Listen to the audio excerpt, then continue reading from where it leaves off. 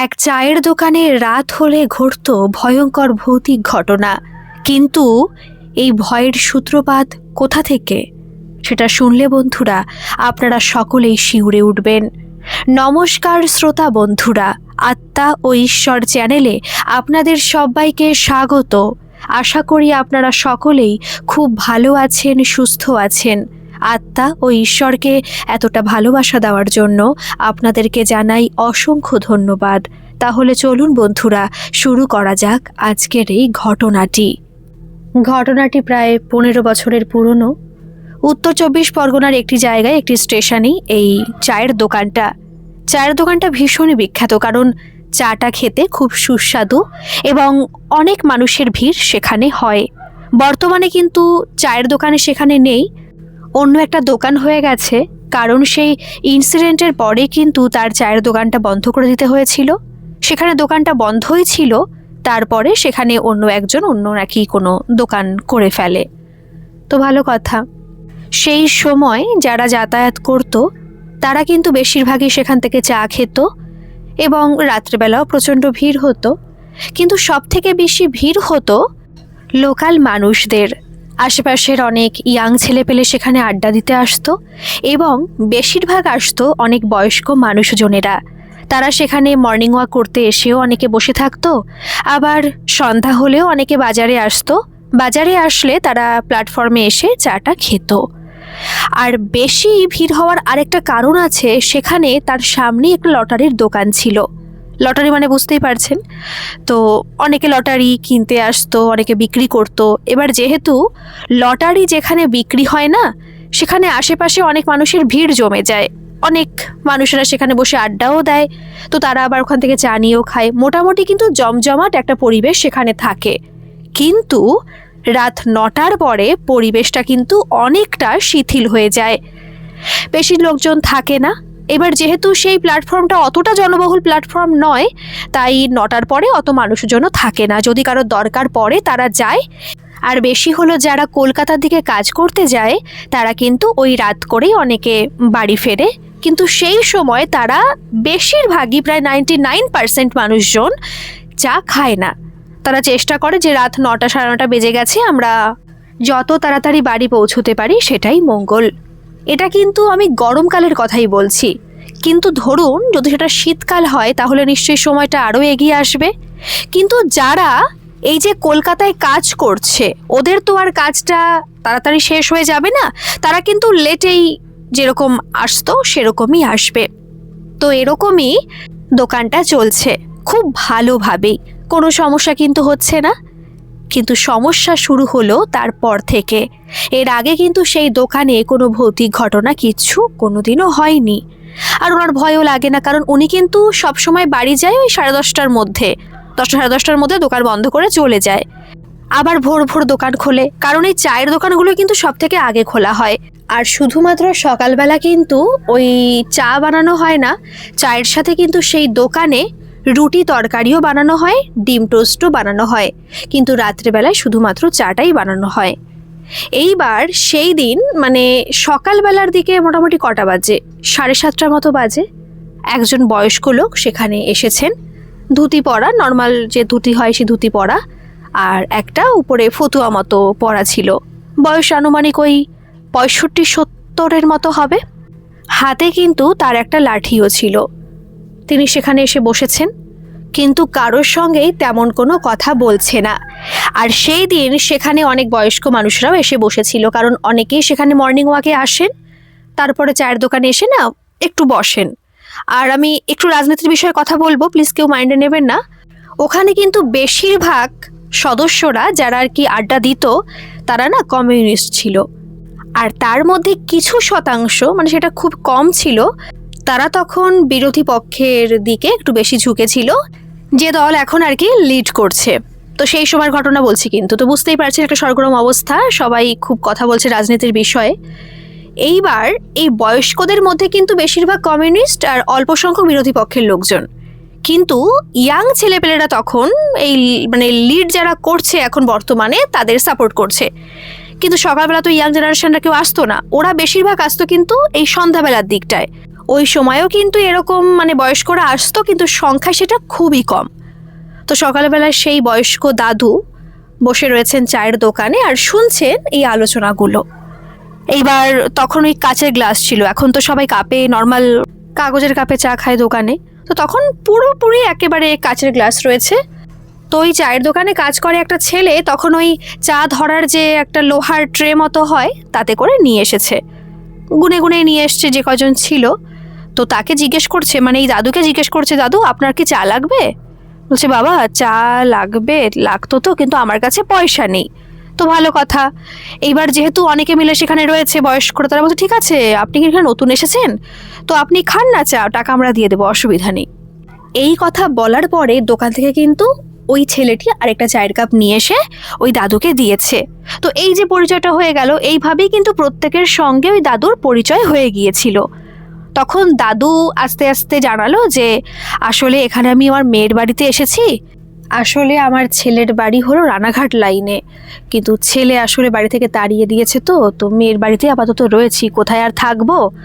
বলছে আচ্ছা আচ্ছা। তখন ওনারা বলছে কি যে হ্যাঁ ঠিকই বলেছেন দাদা, যার মেয়ে আছে সেই সুখী, মেয়ে থাকলে কিন্তু তারা বাবা মাকে শেষ পর্যন্ত দেখে, ছেলেরা কিন্তু পরে আর দেখে না, এরকম তো আলোচনা হয়। তো এরকমই আলোচনা হচ্ছিল তখন। কিন্তু সেই সময় বয়স্ক দাদু একটা কথা বলেছিলেন যে না বন্ধু, এখানে এসেও আমি শান্তিতে নেই, কারণ মেয়ের বাড়িতে আমার কেউ নেই তেমন, শুধুমাত্র জামাই রয়েছে, মেয়ে রয়েছে, আর তার যা ভাসুর সবাই রয়েছে, এমনকি আমার ছোট নাতনিও আছে, কিন্তু আমার মেয়ে শ্বশুর শাশুড়ি বেঁচে নেই। তো সেদিক থেকে আমার অসুবিধা হওয়ার কথা নয়, কিন্তু আমার ছেলে মেয়েকে না ঠিকমতো মানুষ করতে পারিনি। এই যে ছেলে আমাকে তাড়িয়ে দিয়েছে, সেই কথা শুনে মেয়েকে ফোন করেছিলাম, মেয়ে তখন একটু ইতস্তত করছিল আমাকে নেবে কি নেবে না, কিন্তু হয়তো বুঝতে পারছিল যে যদি সে না বলে তাহলে আমার রাস্তায় ঘুরে বেড়াতে হবে, তাই আমাকে হয়তো না পেরে এখানে আসতে বলেছে।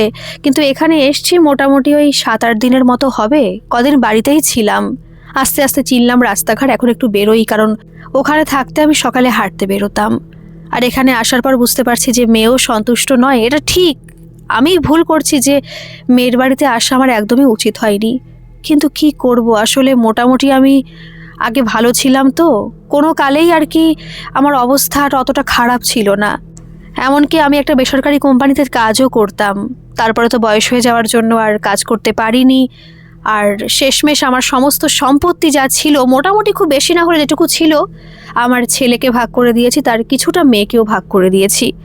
তো ছেলের বউ এখন আমাকে রাখতে রাজি না, ওদের অনেক সমস্যা হচ্ছে, কারণ ওই যে বাড়িটা আছে ছোট বাড়ি, ওটা ওরা বিক্রি করে দিয়ে কলকাতায় চলে যাবে, কারণ আমার ছেলে এখন চাকরি পেয়েছে, কলকাতাতেই থাকবে। এখন তার কথা হলো যে যখন দিদি জায়গা নিয়েছে, তাহলে দিদি কেন তোমাকে দেখবে না, হয় দিদির কাছে চলে যাও দিদিকে ফোন করে, নতুবা কোথায় যাবে তুমি জানো, আমরা এখানে থাকতে পারছি না। আর এখনও আমি অত টাকা জোগাড় করে পারিনি যে আমি একা কলকাতায় একটা থাকার ব্যবস্থা করে ফেলতে পারবো, আমার জায়গাটা বিক্রি করতে হবে এবং সেই টাকা দিয়ে আমি একটা বাসস্থান আমার নিজের করতে পারবো, ছেলের কথা এটাই। তো প্রথম হয়তো ছেলে ভালোভাবেই বলেছিল, কিন্তু পরবর্তীকালে যখন তার বাবা শুনতে রাজি নয়, তার বাবা প্রতিবাদ করছে যে তোদের তো সমস্ত সম্পত্তি দিয়ে দিয়েছি তোকে আর তো দিদিকে, কিন্তু সেইভাবে আমি এখন আর কি করব, আমার তো আর কিছুই অবশিষ্ট নেই, তোকে তো মানুষ করতে আমার সমস্ত টাকা চলে গেছে, তোর মাও তো এখন বেঁচে নেই, আমি কোথায় যাব। প্রথম ভালোভাবে কথা হতো একে অপরের সাথে, কিন্তু পরবর্তীকালে যখন এই দাদু আর শুনতে রাজি হয়নি, তখন কিন্তু সেই ছেলে রাগারাগি শুরু করতো, ছেলের থেকে বেশি রাগারাগি করতো তার স্ত্রী, এবং তার শ্বশুর মশাইকে সে অনেক অপমান করতো, আর শেষমেশ তো ঝগড়া, বুঝতেই পারছেন এরকম তো অনেক বাড়িতেই হয়ে থাকে, তো সেরকমই হয়েছিল। আর যখন ঝগড়া তুমুলে উঠেছিল, তখন ছেলে এমন অশান্তি করেছিল যে তার বাবার সেখান থেকে চলে যেতেই হবে, কিছু করা ছিল না। আর রানাঘাটে যেখানে তাদের বাড়ি ছিল না, সেখানে না কেউ কারোর মানে ভিতরে ঢুকতে যায় না, যে ওরা যা করছে করুক, ওখানে আমাদের কথা বলার মতো কিছু নেই। রানাঘাট কিন্তু এমন একটা জায়গা, মানে যেখানে আর কি ওই দাদুর বাড়ি আর কি মেইনলি। তো ঠিক আছে, কেউ আর সাপোর্ট করতেও আসেনি, অবশ্য 1-2 জন যারা ওই দাদুর সঙ্গে মর্নিং ওয়াক করতো তারা এসে বলেছিল, কিন্তু তাদের কথার কোনো পাত্তাই তার ছেলে দেয়নি। তার ছেলের কথা যে আমি তো তোমাকে মোটামুটি 2-1 বছর দেখলাম, তো এইবার দিদি দেখুক, কিন্তু দিদিও তো রাজি হচ্ছিল না। যখন সে দেখলো তার বাবা রাস্তায় ঘুরে বেড়াবে, লোকে দেখলেও বা কি বলবে, মেয়েরও মান সম্মান যাবে শ্বশুর বাড়িতে, তো সেই সময় এটা বলে নিয়ে এসেছিল যে বাবা তুমি আমার কাছে থাকো, কিন্তু সে তার শ্বশুর বাড়িতে তার যা ভাসুর তার হাজবেন্ডকে বলেছিল যে বাবা এখানে কদিনের জন্য বেড়াতে আসছে, ওদের কিন্তু আর বলেনি যে বাবা পার্মানেন্টলি থাকতে আসছে। তো ভালো কথা, হয়তো মেয়েটারও সমস্যা থাকতে পারে পারিবারিক, এটা তো কেউ জানে না যে ভিতরে কার কি চলছে। তো সেইভাবে বাবা এসেছিল, মানে দাদু এখানে এসেছিল। আসার পর তো প্রথম প্রথম 1-2 দিন ঠিক ছিল, কিন্তু যখন দেখছে যে প্রায় 4-5 দিন হয়ে যাচ্ছে তার বাবা আর যাওয়ার কথা বলছে না, তখন হয়তো তার মেয়ে রাগারাগি করছে এবং মুখের পরে না বললেও তার হাবে ভাবে বুঝিয়ে দিচ্ছে সে এখন অসন্তুষ্ট, তার বাবা এখান থেকে যেখানে খুশি চলে গেলে ও খুশি হবে। তো এই হচ্ছে পরিস্থিতি।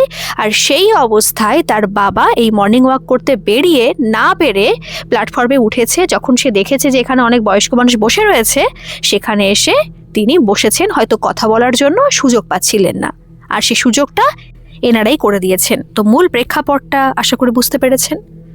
তো এইভাবে কিন্তু কদিন ধরে চলছে, কিন্তু দেখুন এটা প্রত্যেক জায়গায় হয়। আমি তোমাকে 5 বার খাওয়াবো, তুমি যদি আমাকে একবার না খাওয়াও, জিনিসটা তো খুব খারাপ লাগে না? আর যেহেতু 15 বছর মানে কিন্তু খুব বেশি সময় নয়, 15 বছর তো এই তো কদিন আগের কথা আর কি, বেশি দিন তো নয়। আর সেই সময় কিন্তু এই চলটা চলেই এসছে যে আমি তোমাকে হেল্প করছি, তোমাকে খাওয়াচ্ছি, তা বলে তোমাকে 10 বার খাওয়াবো, তুমি আমাকে একবার খাওয়াবে না? প্রায় 10-12 দিন হয়ে গেছে রেগুলার ওই দাদু সেখানে আসছে, কিন্তু এসে এখন কথা বলে, ভালোই কথা বলে, এবং তিনিও কিন্তু কমিউনিস্ট, কথা শুনে বোঝা যাচ্ছিল আর কি। এই ঘটনা কিন্তু পাঠিয়েছে ওই চায়ের দোকান যার ছিল তার মেয়ে। তার মেয়ে এখন বড় হয়ে গেছে, কিন্তু আমার থেকে ছোট আছে এখন। তো তার বাবার কাছ থেকে কিন্তু সমস্ত কথা সে শুনেছে। তার বাবার কিন্তু এখন দোকান আছে, বাজারেই দোকান আছে, কিন্তু সেটা এখন জুতোর দোকান। এবং শুধুমাত্র বাজারের দোকান না, তিনি জুতোটা নিয়ে মানে রাস্তায় বেরোন, ব্যবসা হয় না, জুতোই ভ্যানে করে নিয়ে যায়, সেটাও করেন, এবং সেটা প্রত্যেক রবিবার করেন। তো এইভাবে 10-12 দিন হয়ে গেছে ওই বয়স্ক দাদু প্রত্যেক দিন আসছে এবং খুব ভালো কথাবার্তা বলছেন।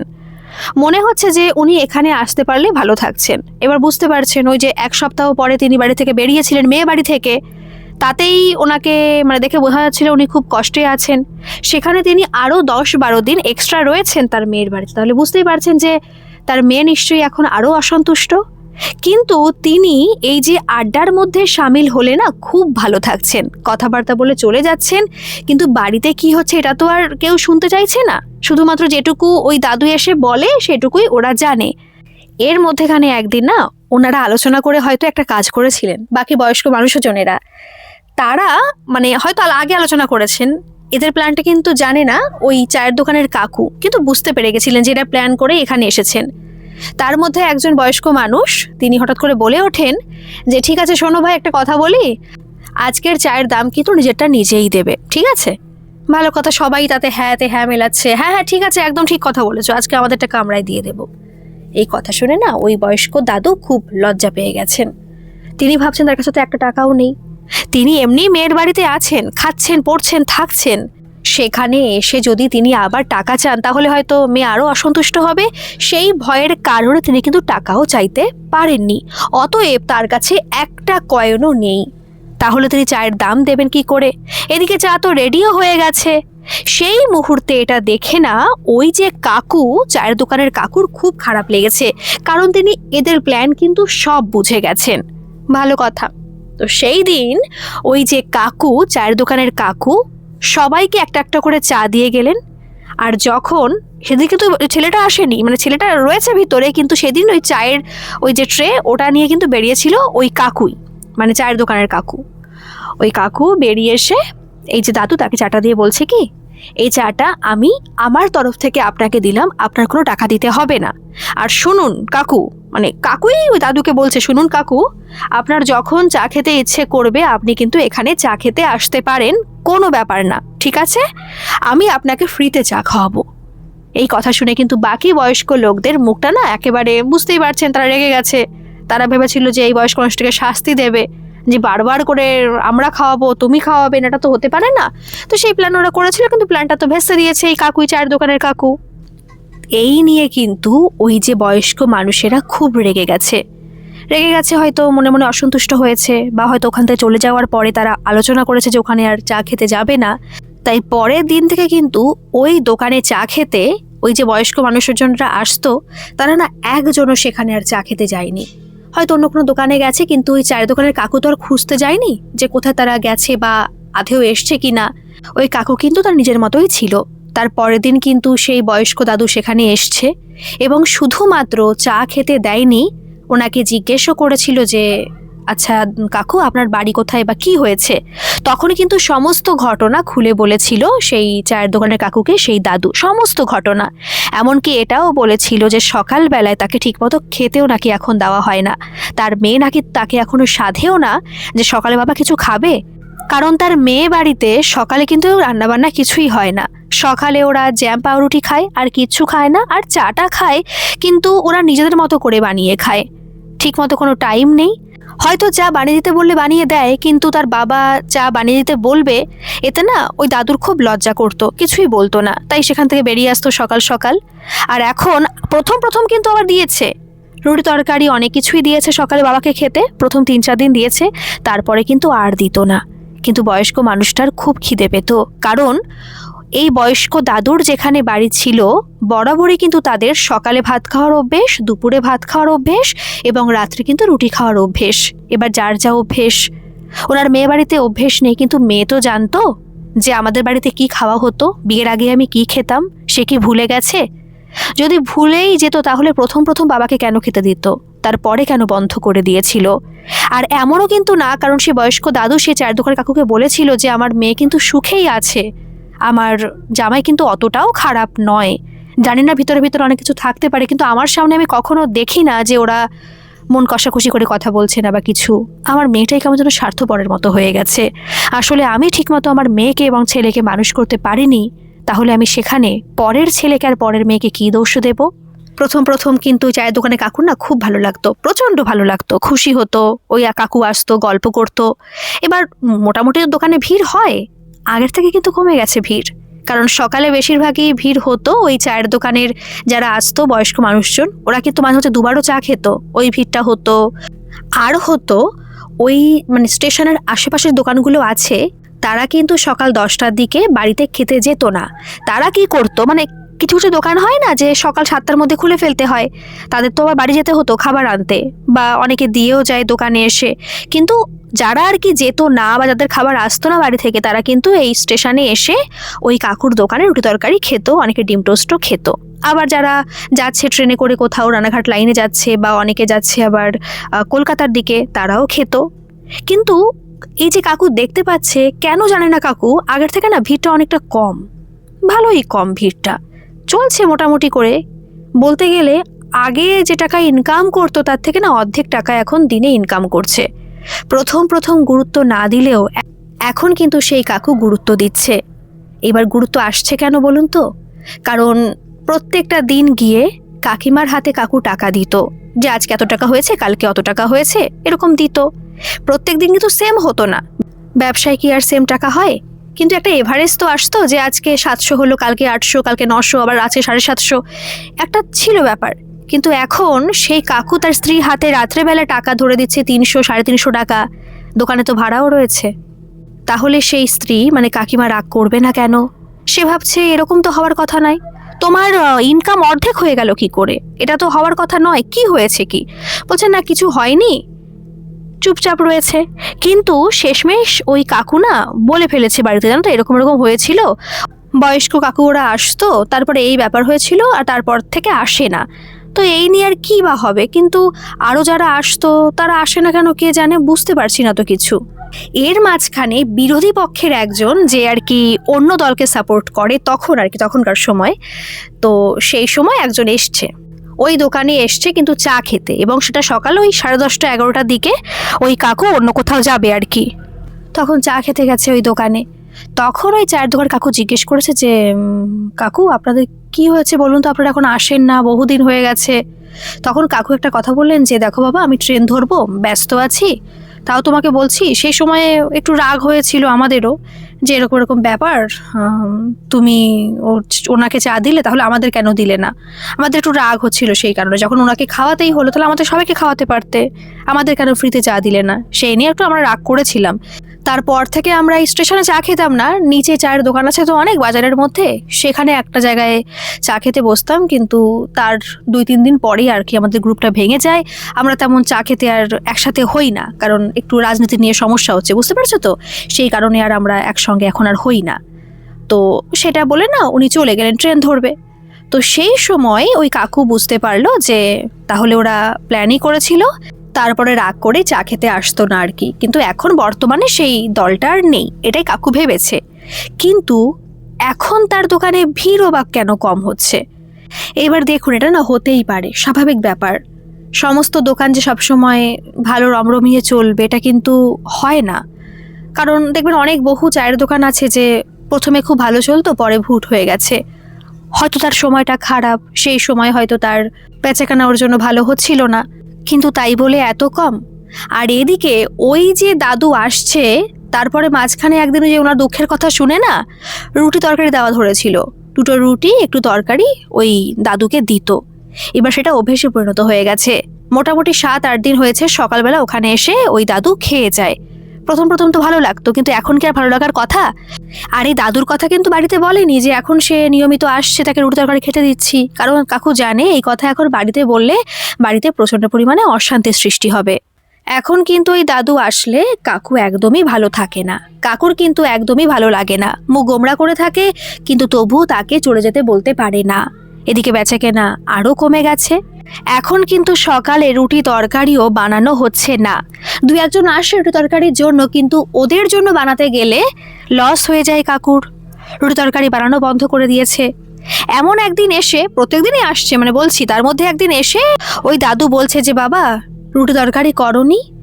তখন না রেগে গেছে, কথাটা শুনে রাগ হওয়াটাই স্বাভাবিক, বুঝতে পারছেন মানসিক অবস্থা তখন কীরকম রয়েছে। বলছে না করিনি, আর সবসময় করলে কি আপনাকে দিতে হবে নাকি? এই কথা বলার পরে কাকু লক্ষ্য করেছে যে ওনার মুখটা না একটু অন্ধকার মতো হয়ে গেছে, একটু কষ্ট পেয়েছে হয়তো। আবার খারাপ লেগেছে এই কাকুর। কাকু ভেবেছে যে কিভাবে বলে ফেললাম রাগ করে। কাকু তো বানায় উনি একটু তরকারি কিছু করেনি। কাকু কি করলো, 4টে বিস্কুট লাগে সেদিন দিয়েছিল, আবার চা, এবং সেটা অনেকটা ভরে ভরে চাটা দিয়েছে, দিয়ে ওই দাদুর কাছে দিয়ে এসছে। দাদু খুব খুশি হয়েছে। ওই ঠিক আছে বাবা, বুঝতে পেরেছি তোমার হয়তো বেচাকেনা ঠিক মতো হচ্ছে না, সেই কারণে হয়তো তোমার কষ্ট হচ্ছে, ঠিক আছে তুমি আমাকে চা বিস্কুট দিয়েছো, এতে কিন্তু আমি খুশি হয়ে গেছি, ভালো কথা। এইভাবেই চলছে, প্রত্যেকদিন চা বিস্কুট খাচ্ছে, রুটি তরকারি করা তো বন্ধ হয়ে গেছে, ডিম টোস্ট তো হচ্ছেই না। 2-1 যারা আসে তারা কিন্তু এখন আর আসছে না। তারও একটা নির্দিষ্ট কারণ আছে, কারণ তার পাশেই আরেকটা চায়ের দোকান খুলেছে তার 4-5টা দোকানের পরে, এবং সেই দোকানটা না খুব মানে আধুনিকভাবে খোলা হয়েছে, খুব সুন্দর করে করেছে, এবং জায়গাটা অনেকটা করেছে, বসার চেয়ার টেয়ার সমস্ত কিছু করেছে। ওখানেই কিন্তু এখন ভিড়টা হচ্ছে। এবার যেখানে দেখবেন যে সবাই যাচ্ছে এবং পরিষ্কার পরিচ্ছন্ন আছে, সেখানে কিন্তু এখন ভিড়টা বেশি হয়। তো সেটাও সেখানে হয়েছিল। তাই এবার কাকু কি করেছিল, সেই যে দেখেছিল যে ওই দোকানে অনেক ভিড়ভাট্টা হচ্ছে, চেয়ারটার বসিয়েছে, কাকু আবার এক্সট্রা পয়সা খরচ করে চেয়ারও বসিয়েছে, কিন্তু লোকজন আর হচ্ছে না। কত টাকা খরচা হয়ে গেছে এক্সট্রা। এদিকে বাড়িতে তো অশান্তি শুরু হয়ে গেছে। যে আমাকে ঘটনাটা পাঠিয়েছিল যে বোন, তখন কিন্তু সেই বোন অনেকটাই ছোট ছিল, সে তখন কিছুই বুঝতে পারতো না, কিন্তু এটা বুঝতে পারতো যে বাবা মার মধ্যে অশান্তি শুরু হয়ে গেছে, এবং সেটা টাকা পয়সা নিয়ে অশান্তি হচ্ছে। এদিকে তো মাস গেলে দোকানের ভাড়াও দিতে হচ্ছে। যখন কাকুর বাড়িতে অশান্তি শুরু হয়ে গেছে, কাকু আর পেরে উঠছে না, তখন এই দাদু আসলে কিন্তু কাকু আবার চাও দিত না। এরকম প্রায় 4-5 দিন হয়েছে দাদু এসে বসে থেকেছে, চা পায়নি, আবার নিজের মতো করে চলে গেছে। এই যেটুকু সময় বসে সেইটুকু সময় কিন্তু সে বকবক করতেই থাকে, নিজের কথা বলতে থাকে, আবার কাকুকে না বলে যে এরকম করো বাবা, এরকম করো, তাহলে দেখবে দোকানে আরও লোকজন হবে। কাকুর কিন্তু শুনতে মোটেই ভালো লাগে না। তার মাঝখানে একদিন দাদু এসে বলছে বাবা আজকে না আমার খুব খিদে পেয়েছে, কারণ কালকে রাত্রে না আমার মেয়ে আমাকে খেতে দেয়নি, আমার মেয়ে এখন বারবার করে বাড়িতে অশান্তি করছে অনেকদিন ধরে, কিন্তু তোমার মুড অফ তো, তোমাকে আমি আমার কথা বলতেও পারছি না। আমি দেখছি আমার কথা বললে তুমি একটু অস্বস্তি বোধ করছো, তুমি রাগ করছো, আমি ওর জন্য বলতে পারছি না। বাবা বাড়িতে খুব অশান্তি হচ্ছে। এদিকে আমার সেই নিজের বাড়িটাও নেই, আমি কোথায় যাব বলতে পারো বাবা? এক সময় তো আমি মানে ভালো একজন মানুষ ছিলাম, টাকা পয়সা ছিল, আমার নিজের মতো করে ঘুরে বেরিয়েছি, কিন্তু আমি এখন ভিখারির মতো হয়ে গেছে, শুধুমাত্র ভিক্ষা করা বাকি আছে বাবা। কালকে রাত্রে আমাকে খেতে দেয়নি, আমাকে ডাকেনি পর্যন্ত। আর মেয়ের বাড়ি বুঝতেই পারছো, আমি নিজে গিয়ে তো খেতেও পারছি না, রান্নাঘরে ঢুকতেও পারছি না, কারণ ওরা না একসাথে খায়, আমার যে মেয়ে তার যা সবাই একসাথেই খায়। আমার খুব খিদে পেয়েছে বাবা, কিছু খেতে দেবে? কিন্তু তার আগের দিন নাকি কাকুর বাড়িতে একটু অশান্তি হয়েছিল। এমনকি বোন এটাও বলল যে সেদিন বাবা মায়ের গায়ে হাতও তুলেছিল, মা বাড়ি থেকে চলে যাবে জামাকাপড় গুছিয়ে, এরকমও পরিস্থিতি হয়ে গিয়েছিল। কিন্তু শেষমেশ মাকে আটকে রাখা হয়েছিল, মা বাড়িতেই ছিল। সেদিন তো বাবা প্রচণ্ড রেগে গেছিল, তাই সেদিন সেই কাকু এসে কিন্তু ওই যে দাদু তাকে খুব উল্টোপাল্টা কথা বলেছিল। এমনকি কাকু নাকি স্ল্যাংও ইউজ করেছিল, একটু গালাগালো করেছিল আর কি। রেগে গেছিল, কি করবে, আর কাকুর দোষ ছিল না একদমই, প্রচণ্ড রেগে গেছিল সে। যা নয় তাই বলে অপমান করেছিল। দাদু কিন্তু সেখান থেকে সে অপমান সহ্য করেও নড়েনি, সেখানে বসেছিল। এদিকে কাকুর তো প্রচণ্ড রাগ হচ্ছে। 11টা-12টা বাজে। যে ছেলেটা দোকানে কাজ করতো তাকে কিন্তু অনেক আগেই ছাড়িয়ে দেওয়া হয়েছে, সে এখন পাশের দোকানে কাজে যাচ্ছে। বুঝতে পারছেন তাহলে কি পরিস্থিতি তখন? এদিকে এমন কিন্তু না যে সেই দোকানে একদমই লোকজন আসে না, আসে 2-1টা, কিন্তু তা দিয়ে কি আর সংসার চলে? দোকান ভাড়া হয়, নিজের সমস্ত কিছু চলে, মেয়েকে মানুষ করা কিছুই তো হয় না। আর যেখানে আগে অনেক অনেক টাকা সে ইনকাম করতো এবং তাই দিয়ে খুব খুব ভালোভাবেই চলে যেত, আর সেখানে এখন কিছুই হচ্ছে না। তো সেই দিন অনেক বেজে গেছে, তখনও দেখছে সে বয়স্ক মানুষ যাচ্ছে না। কাকু তখন ইচ্ছা করে এই কাপটা জোরে রাখছে, এর মধ্যে 2টো কাপ ভেঙেও গেছে, জোরে রাখার কারণে আর কি। কিন্তু তখনও এইসব দেখেও ওই দাদু সেখান থেকে নড়েনি। সে তখন জ্ঞান দিয়েই যাচ্ছে আর বলে যাচ্ছে, বাবা তুমি কষ্ট পেও না বাবা, তোমার রাগ বুঝতে পারছি, তুমি শান্ত হও, দেখবে সমস্ত কিছু ঠিক হয়ে যাবে, সমস্ত কিছু ভালো হয়ে যাবে, তুমি কষ্ট পেও না বাবা। ওই কাকুর না আর ভালো লাগছিল না। কাকু তখন দোকান বন্ধ করে দিয়েছিল, সেখান থেকে বেরিয়ে এসে দোকানের ঝাপটা বন্ধ করে রেগে মেগে একটা কথা তখন বলে গিয়েছিল সেই দাদুকে যে শুধুমাত্র আপনার জন্য, আপনি হলেন অপয়া, জানেন তো, আপনার জন্য আমার দোকানটা ভুট হয়ে গেল, আপনাকে খেতে দিয়েছিলাম না, আপনার দোষের কারণে আপনি ছেলের কাছে থাকতেও পারলেন না, মেয়েও আপনাকে দেখে না। এটা কিন্তু কাকু ইচ্ছা করে বলতে চায়নি, আসলে তার পরিস্থিতি এমন হয়ে গেছে কাকু আর সহ্য করতে পারছিল না। কাকু এইভাবে বলে সেখান থেকে চলে গিয়েছিল। সেদিন সন্ধ্যাবেলা কাকু আসেনি, কিন্তু দোকান তো খুলতে হবে। পরের দিন সকালবেলায় কাকু যখন সেখানে আসে তখন কটা বাজে, ওই 6:30 মতো বাজে। কাকু প্ল্যাটফর্মে ঢুকেছে, কাকু ঢুকে দেখে যে তার দোকানের সামনে অনেক ভিড় জমে গেছে, অনেক ভিড় জমে গেছে। বুঝতে পারলো না কি হয়েছে কি হয়েছে। কাকু সেখানে গিয়ে দেখে, লোকজনকে সরিয়ে দেখে সেখানে একজন বয়স্ক মানুষ পড়ে রয়েছে। আর একটু এগোতেই কাকু বুঝতে পারে যে এই বয়স্ক মানুষ আর কেউ নয়, সেই দাদু। তখন না বুকটা ছ্যাঁত করে ওঠে কাকুর, যে কাকু যে ভাবছে সেটাই কি সঠিক? কি হলো বয়স্ক মানুষটার, কিছু হয়েছে কি? কিন্তু তার আর বুঝতে বাকি নেই যে সেই বয়স্ক মানুষ তখন ইহলোকের মায়া ত্যাগ করে চলে গেছেন। তারপরও সেখানে পুলিশও আসে, তার পরক্ষণে চলে আসে, ডাক্তারও ডাকা হয়। সমস্ত কিছু দেখে তারা বলে যে তিনি নাকি রাত্রে এখানে হার্ট অ্যাটাক করে মারা গেছেন। রাত্রের কথাটা এই কারণে বলা হলো কারণ তিনি সারা রাত্রেও বাড়ি যাননি, কারণ তার মৃত্যু ঘটেছে ওই দুপুর 2-2-2:30 মতো বাজে। আর যদি তার মৃত্যু ঘটে বাড়িতে বসে, তাহলে নিশ্চয়ই তার বডিটা এখানে আসবে না। তাহলে কি সেই সকাল থেকে তিনি এখানেই বসেছিলেন সারাটা সময়? এই দেখে কিন্তু কাকু আর না কিছু বলেনি, কারণ কাকু বলছে যদি আমি কিছু বলতাম যে আমি ওনাকে বকেছি বা এইসব করেছি, তাহলে হয়তো আমাকে নিয়ে টানাটানি শুরু হয়ে যেত। তো সবাই স্বাভাবিকভাবে মেনে নিয়েছে যে ওনার হার্ট অ্যাটাক করেছে, ওনার মেয়েকে ডাকা হয়েছে, এমনকি সেই কথা শোনার ছেলেও চলে এসছে। আসার পরে ওরা কিন্তু একবারও কান্নাকাটি করেনি, ওদের চোখে থেকে এক ফোঁটা জলও বেরোয়নি। ওনাকে নিয়ে যাওয়া হয়, শ্মশানে দাহ করা হয়, সমস্ত কাজকর্ম মিটেও যায়। এদিকে কাকুর কেমন লাগছে বলুন তো? কাকু তো ভালো মানুষই না, ভালো মানুষ বলেই তো কাকু তাকে চা খেতে দিয়েছিলেন, রুটি খেতে দিয়েছিলেন, কতটা হেল্প করেছিলেন। শেষমেশ তার যখন সমস্ত কিছু শেষ হতে বসেছিল তখন তো সে আর পেরে উঠছিল না, তাই তার এরকম ব্যবহার চলে এসেই ছিল, কিছু করার ছিল না। কিন্তু এখন কাকুর খারাপ লাগছে যে মানুষটাকে আমি এরকম বললাম, তাহলে নিশ্চয়ই মানুষটা কত কষ্টই না পাচ্ছিল, যে কারণে সে আর তার মেয়ের বাড়িতে ফিরে যেতে পারেনি, এখানে সারা রাত ছিল এবং হার্ট অ্যাটাক হয়ে মারা যায়। কাকু আর মেনে নিতে পারছে না কিছু। প্রায় 3-4 দিন হয়ে গেছে কাকু কিন্তু দোকানে যায় না। কাকুকে কিন্তু তার স্ত্রী খুব ভালোবাসে, প্রত্যেক স্ত্রী তার স্বামীকে ভালোবাসে, কিন্তু দেখুন না যখন অভাবের সময় চলে আসে তখন না এমনি রাগটা চলে আসে, প্রত্যেকের জীবনে এটা হয়ে থাকে। এখন এই কাকুকে প্রত্যেক দিন ঘরে পড়ে থাকতে দেখে, ঘুমিয়ে থাকতে দেখে, শরীর অসুস্থ হয়ে পড়ছে তার, এটা দেখে কাকিমার কিন্তু না খুব খারাপ লাগছিল। তখন কাকিমা তার কাছে গিয়ে বলে কান্নাকাটি করতে করতে যে কি হয়েছে, আমাকে একটু খুলে বলো না, কি সমস্যা হয়েছে।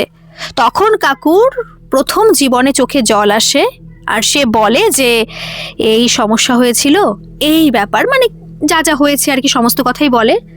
কাকিমা সেটা শুনে বলছে কি, দেখো বুঝতে পারছি তোমার কি হয়েছে, তুমি কষ্ট পেও না, রাগটা সবারই আসে, তোমার রাগের মাথায় তুমি বলে ফেলেছো, এই নিয়ে তুমি নিজেকে দোষ দিও না, তুমি ঠান্ডা হও এবং অত কষ্ট তুমি পেও না, তুমি কাল থেকে দোকানে যাও, দেখবে সমস্ত কিছু ঠিক হয়ে যাবে।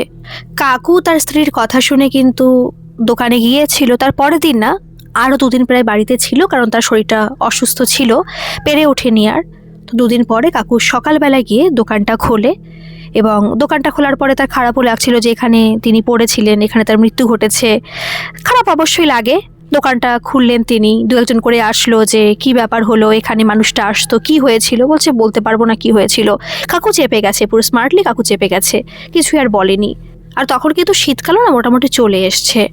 কাকু দুপুরবেলা বাড়িতে এসছে, আবার দোকান খুলতে বিকেলবেলা দিকে গেছে, লোকজন আসছে, মোটামুটি লোকজন আসছে, কিন্তু আড্ডা মারতে সেই দোকানে আর কেউ আসছে না। আগেও কিন্তু এরকমই আসতো, অনেকেই আসতো যারা আর কি ট্রেন ধরতো, তারা আসতো, তারাও এখনও আসছে। আবার যারা চেনে না, যারা নতুন আসছে বা নর্মাল যারা লোকজন তারা আসছে, কিন্তু ভিড় ভাড়টা সেটা আর হচ্ছে না। ঠিক আছে, এটা হলেই হবে। কাকুর এখন মনে হচ্ছে যে আস্তে আস্তে হয়তো বা সব ঠিক হয়ে যাবে, এটুকু হলেই চলবে, আমি একটু চুপচাপ থাকি। সেই দিন তখন মোটামুটি 8:30 মতো বাজে, অনেকক্ষণ হয়ে গেছে দোকানে কেউ চা খেতে আর আসছে না। কাকু ভাবছে যে আর কেউ কি আধেও আসবে, এমনি শীতকাল তো, আর এদিকে তো খুব একটা লোকও আসে না, কি করব, দোকান কি বন্ধ করব? ঠিক আছে, দেখি আর আধ ঘন্টা, কাকু তাই ভাবছে। কিন্তু আধ ঘন্টার মধ্যে ট্রেন আসছে, লোকজন নামছে, এবং সেটা খুবই কম লোকজন, কারণ রাত্রের দিকে দূর থেকে অনেক কম লোকজনই নামে, কারণ যেহেতু আগেও বললাম জনবহুল প্ল্যাটফর্ম নয়। তো তখন 9টা মতো বাজে, সেই সময় কিন্তু অনেকটা সময় গ্যাপে ট্রেন রয়েছে, অনেকটা বলতে কি আধ ঘন্টা মতো হবে। তো কাকু ভাবছে ঠিক আছে আস্তে আস্তে দোকানটা বন্ধ করি, এখন তো মোটামুটি আশেপাশে কোনো লোকজন দেখতে পাচ্ছি না, খুব একটা লোকজন এখানে নেই বললেই চলে, দোকানটা বন্ধ করে দিয়ে বসে থেকে কি হবে, 9টা মানে এখন অনেকটাই রাত হয়ে গেছে, শীতকাল যেহেতু। তো কাকু তখন দোকানপাট না বন্ধ করছিল, কিন্তু সেই সময় কাকুর পুরো মনে হলো যে সেই দাদু ওই পিছন থেকে তাকে ডাকছে যে কি রে বাবা, একটু চা দিবি নাকি। এই কথা শুনে না কাকুর সমস্ত শরীর পুরো শিউরে উঠেছিল। কাকু পিছন ফিরে তাকালো, একটা লোক সেখানে নেই, আর ওখানে একটা লাইট ছিল, মানে প্ল্যাটফর্মের লাইট, সেই লাইটটা না পিটপিট করছে, পিটপিট করতে করতে লাইটটা বন্ধই হয়ে গেল। কাকু প্রচণ্ড পরিমাণে ভয় পেয়ে গেছে। কাকু ভাবছে যে মনের ভুলই হবে, কারণ এখানে আসবে কি করে, আর গলার স্বরটা তো পুরো অবিকল সেই দাদুর মতো। তখন কাকু তাড়াতাড়ি করে দোকানটা বন্ধ করে সেখান থেকে বেরিয়ে আসে। কাকুর সাইকেল ছিল, সাইকেল চালাচ্ছে কাকু, কিন্তু তবু জানি না কেন কাকুর বারবার করে মনে হচ্ছে যে কাকুর সাইকেলের পিছনে কেউ একজন বসেছে। কারণ দেখবেন যদি কেউ সাইকেল চালায় পিছনে বসলে কিন্তু বোঝা যায় যে আমার সাইকেলটা একটু ভারী ভারী লাগছে বা আমার চালাতে কষ্ট হচ্ছে, কাকুর কিন্তু সেটাই মনে হচ্ছিল। কেন হচ্ছে বুঝতে পারছে না, কারণ কাকু জানে যে ভয় পেলে এই জিনিসটা হয়ে থাকে, সাইকেল চলতে চায় না, পা চলতে চায় না, আর সেটাই কাকুর হচ্ছিল। কাকু বাড়িয়ে কিন্তু কিচ্ছু বলেনি। এদিকে সে একটু কাজ করতে পারতো, যে একটু জল টল কিছু খেয়ে নিতে পারতো, কোনো লোহা দিয়ে মানে জল গরম করে, কাকু কিন্তু কিচ্ছু করেনি। গিয়ে ভাত খেয়েছিল এবং মাছ ভাতও কাকু খেয়েছিল। খাওয়ার পরে কাকুর কিন্তু না ভালো লাগছিল না কোনো কিছু, কেমন যেন অস্বস্তি লাগছিল। সকালবেলা কাকু আবার দোকান খোলে, কিন্তু কাকুর আর কিচ্ছু ভালো লাগছে না। কাকুর মনে হচ্ছে যে কাকু চারিপাশে না সেই মানুষটিকে দেখতে পাচ্ছে। যখন কাকু চোখটা বুঝছে, আবার তাকাচ্ছে, মনে হচ্ছে যে মানুষটা রয়েছে ওখানে, আবার চোখ বন্ধ করছে, সমস্ত কিছু ঠিক হয়ে যাচ্ছে। কেন হচ্ছে বুঝতে পারছে না। যখন লোকজন সেখানে আসছে চা নিতে, তাকে চা দিচ্ছে ঠিকই, কিন্তু তবুও মনে হচ্ছে যে এই লোকটা বারবার করে সামনে দিয়ে যাচ্ছে, আবার হাওয়ায় মিলিয়ে যাচ্ছে। দিনের বেলা, পুরো দিনের বেলা সেটা, এটা হয়তো বাস্তবে ছিল না, কিন্তু কাকুর মনে হচ্ছিল। তার শরীরটা এতটাই অসুস্থ লাগছিল, সে কল্পনায় ওই দাদুকে দেখতে পাচ্ছিল। দুপুরবেলা কাকু বাড়িতে গেল, যাওয়ার পরে না কাকুর দোকানে আসতে ইচ্ছে করছিল। কাকু মানে মনে হচ্ছে যে আমি বিছানায় শুয়ে থাকি, আমার কিচ্ছু আর ভালো লাগছিল না, তবু তার দোকানে যেতে হবে, কারণ কিছু টাকা তো উপার্জন হবে। সেইভাবে কাকু আবারও বিকেলবেলা দোকানে গেল, কিন্তু সেদিন ছিল শুক্রবার, আর শুক্রবার না বাজার মোটামুটি বন্ধই থাকে সেই জায়গায়, লোকজন তেমন নেই, কিন্তু চায়ের দোকান 2-1টা খোলা থাকে, আর স্টেশনে খোলা থাকে, তাই কাকু দোকানটা খুলেছিল। তখন কিন্তু মোটামুটি 8টা 15 মতো বাজে, লোকজন তেমন নেই বললেই চলে। কাকু তখন একটু ঘুম ঘুম পাচ্ছিল, মাথা নিচু করে কাকু বসে রয়েছে, লোকজন নেই বলে ভাবছে একটু পরে দোকানটা বন্ধ করে দিই, 8:30টার মধ্যে দোকানটা বন্ধ করে বাড়ি চলে যাব। কিন্তু সেই সময় কাকু পুরো শুনতে পায় যে খট খট করে কেউ যেন আসছে। কাকু ঘাড় উঁচু করতে পারছে না, মনে হচ্ছে ঘাড়টা কেউ লক করে দিয়ে গেছে। ঘাড় উঁচু করতে পারছে না, কিন্তু শুনতে পাচ্ছে যে খট খট করে একটা লাঠি যেমন হয় না, যদি কোনো বয়স্ক মানুষ হাঁটে যে আওয়াজটা হয়, সেই আওয়াজটা তখন হচ্ছিল। কিন্তু কাকু মাথা উঁচু করতে পারছে না। সেই আওয়াজটা ধীরে ধীরে কাকুর সামনে এগিয়ে আসছে, এবং যখন আওয়াজটা থেমে গেল সেই সময় মাত্র একটা কথাই শোনা গেল, তোমার কোনো দোষ নেই, তোমার কোনো দোষ নেই। এই মাত্র একটা কথা দুবার শোনার পরে কাকুর ঘাড়টা ঠিক হয়ে গেল। কাকু ঘাড় উঁচু করে তাকালো, কিন্তু সেখানে কেউ ছিল না, কেউ না।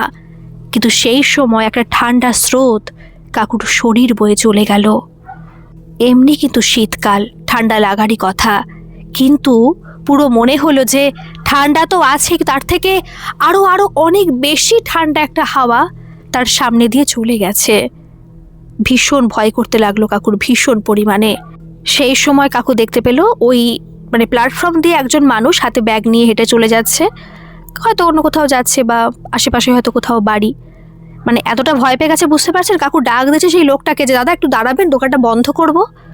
তখন কাকু না পুরো অবাক হয়ে গেছে যে আপনি দোকান বন্ধ করবেন, তার সাথে আমার কি সম্পর্ক, আমার দাঁড়ানোর কি সম্পর্ক? বলছে না দাদা, আমার শরীরটা ভালো লাগছে না, তো কখন কি হয়ে যায়, আপনি দাঁড়ান না, আমি দোকানটা একটু বন্ধ করি। ওই সেই কাকু সেই পথচারীর সামনে কাকু দোকানটা বন্ধ করে সেখান থেকে বেরিয়ে গেল। বাড়ি গিয়ে তো কাকুর প্রচণ্ড পরিমাণে জ্বর, সে আর দোকান খুলতে পারবেই না, কারণ 2-3 দিন হয়ে গেছে তার জ্বর কমছেই না, আর সব সময় ভুলভাল বকছে। আর ভুলভাল বকছে এই কথাটা বলেই যে আমি তাকে দেখতে পেয়েছি, আমি দেখতে পেয়েছি, আমারই দোষ, আমারই দোষ, আমি ভুল করেছি। শুধু ভুলভাল বকে যাচ্ছে। 1 সপ্তাহ হয়ে গেছে কাকুর জ্বর কমছে না। যখন 7 দিন মতো হয়ে যায় কাকুর জ্বর কমে না, কোনো ওষুধ দ্বারাই কমে না, তখন কাকুকে হসপিটালে ভর্তি করা হয়। হসপিটাল থেকে কাকুকে নাকি ট্রান্সফারও করা হয়, কিন্তু কোনোভাবেই কোনো কাজ হয় না। কাকুকে শেষমেশ বাড়িতে আনা হয়। কাকু পুরো রোগা হয়ে গেছে। তেমন কিন্তু কাকুর উপরে কোনো আত্মার প্রভাব পড়েনি, কিছু না, কিন্তু তবুও কাকুর ভয়ের কারণে এরকম হয়ে গেছে। সেই সময় ওই কাকিমা একজনের পরামর্শে ওই কাকুকে কিন্তু একটা মসজিদে নিয়ে যায়, কারণ তাদের আশেপাশে অনেক মসজিদ রয়েছে আর কি, মন্দির থেকে বেশি মসজিদ রয়েছে। যেখানে আমি যে জায়গাটার কথা বলছি, আমি নাম উল্লেখ করছি, তার অনেক কারণ আছে, প্লিজ কিছু মনে করবেন, আশা করি বুঝতে পারবেন। তো যাই হোক, সেখানে নিয়ে যাওয়ার পরে না কাকু সত্যি বলতে পীর বাবার সহায়তায় কাকু ঠিক হয়ে গেছে। ঠিক হয়ে গেছে সঙ্গে সঙ্গে না, কিন্তু মোটামুটি 4-5 দিন লেগেছে। কাকু সুস্থ হয়ে গেছে, আগের থেকে অনেকটা সুস্থ। সুস্থ কথাটা এই কারণে বলছি, কাকুর জ্বর কমে গেছে, আর জ্বর আসেনি, ভুল ভালো আর বকছে না, কিন্তু কাকুর ভয় রয়ে গেছে। এই 4-5 দিনের মধ্যে কাকুর কাছে একটা খবর আসে, কারণ একজন কিন্তু কলকাতায় কাজে যায়, তাদেরই আশেপাশের একজন, সে এসে বলেছে নাকি যে ওই প্ল্যাটফর্মে রাত্রেবেলা তখন 10:30 মতো বাজে, একজন মানুষ নাকি বয়স্ক একজন মানুষকে দেখতে পেয়েছে, আবার সে নাকি মিলিয়েও গেছে। একটা ভয়ঙ্কর ব্যাপার হয়ে গেছে নাকি। এই কথা শুনে তো কাকু পুরো ভয় পেয়ে গেছে। কাকু তখন বুঝে গেছে যে না, আমি পাগল হয়ে যাইনি, আর শুধুমাত্র আমি নিজে মনে করছি যে অন্যায় করেছি বলেই হয়তো আমার এরকম হচ্ছে, না, তাহলে নিশ্চয়ই কিছু ব্যাপার ঘটেছে। তখন কাকু সমস্ত কথা সে আবার পীর বাবার কাছে গেল, খুলে বলল। তখন ওই পীর বাবা বলল যে বুঝতে পেরেছি কি হয়েছে। সেই মানুষের স্বাভাবিকভাবে মৃত্যু হলেও সে অনেক কষ্ট পেয়ে মারা গেছে, এবং সে হয়তো তার আত্মাকে মুক্তি দিতে সে নিজেই পারেনি, তাই সেভাবে ঘুরে বেড়াচ্ছে। একটা কাজ করা যেতে পারে, যদি তাদের বাড়ি তুমি চেনো, সেই বাড়িতে যাও, তাদেরকে গিয়ে বলো, যদি সে রাজি হয়, তাদের রক্তের সম্পর্কে কেউ হতে হবে না তার আর কি, বয়স্ক দাদুর, তাহলে কিছু করা যেতে পারে। তো কাকু না কথায় কথায় দাদুর কাছ থেকে জেনে নিয়েছিল যে কোথায় তার মেয়ের বাড়ি। জানাটাই স্বাভাবিক, কারণ অনেক সময় অনেক কথাই তারা বলেছে, প্রচুর হেল্প করেছে, অনেক কথাবার্তাই হয়েছে। তো সেইভাবে খোঁজ খবর নিতে নিতে কাকু গিয়েছিল কাকিমাকে সঙ্গে নিয়ে সে মেয়ের বাড়ি, এবং সেই মেয়েটাও নাকি সেম কথাই বলেছে যে সে রাত্রেবেলা অনুভব করে, মনে হয় যে তার বাবা তার এই বাড়িতে আছে, এবং তার মেয়ের সাথে তার বাবা কথা বলছে। তার মেয়েও যেন কেমন যেন হয়ে যাচ্ছে দিন দিন, কেমন যেন একা একা কথা বলে। অতএব সেই আত্মা, কষ্ট পেয়ে মারা যাওয়া একজন মানুষ, তার আত্মা ঘুরে বেড়াচ্ছে, সে মুক্ত হতে পারছে না। তখন সেই কাকিমাই বলবো, ওই দাদুর মেয়ে আর কি, সেই কাকিমা আসে, পীর বাবার কাছেই আসে, এবং অনেক কাজকর্ম ওনাদের মতো করে করে, আর এটাও বলে আর কোনো সমস্যা নেই, উনি মুক্ত হয়ে গেছে। এইটুকু শুধুমাত্র বলেছিল। তারপরে তো আর দোকান খোলেনি কাকু। কাকু দোকান বন্ধ রেখে দিয়েছিল, পরবর্তীকালে দোকানটা দিয়ে দিয়েছিল অন্য কাউকে আর কি। তারপর কাকু অন্য কোনো ব্যবসা শুরু করেছিল। তো যাই হোক, এই ছিল ঘটনা। আপনাদের ঘটনাটা কেমন লাগলো অবশ্যই কমেন্টে জানাবেন। আর ভালো লাগলে একটা সাবস্ক্রাইব করে আমার পাশে থাকবেন। আর হ্যাঁ, যদি এরকম কোনো ঘটনা আপনাদের সাথে ঘটে থাকে, যেটা অলৌকিক হোক, অতিজাগতিক হোক, দৈবিক, ঐশ্বরিক, যে কোনো ধরনের ঘটনা, আপনারা কিন্তু আমাকে নির্দ্বিধায় পাঠাতে পারেন। আমার মেল আইডি ডেসক্রিপশন বক্সে দেওয়া আছে, আপনারা সেখানে গিয়ে আমাকে মেল করতে পারেন। ধন্যবাদ, ভালো থাকবেন, সুস্থ থাকবেন। আবারও আসবো এরকম কোনো ঘটনা নিয়ে।